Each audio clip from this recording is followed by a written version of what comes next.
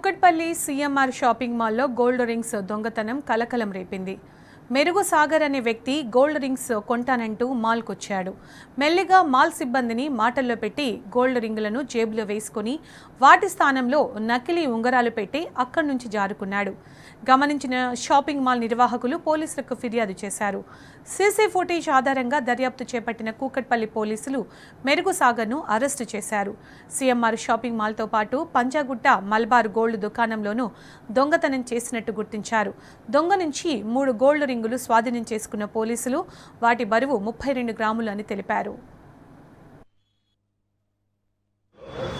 Case report అవ్వడం జరిగింది.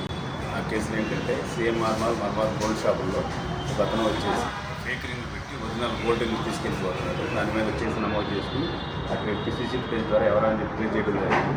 ఈరోజు అతను పట్టుకు విచారం కూడా ఆ 2 కేసులతో పాటు కూకట్పల్లి ఈ 2 కేసులతో పాటుగా పంజాగుట్ట మరో కేసు కనిపెట్టి చేయడం జరిగింది. ఆ 3 కేసులు గోల్డ్ రికవరీ ఈరోజు కోర్టు తరలింది జరుగుతుంది.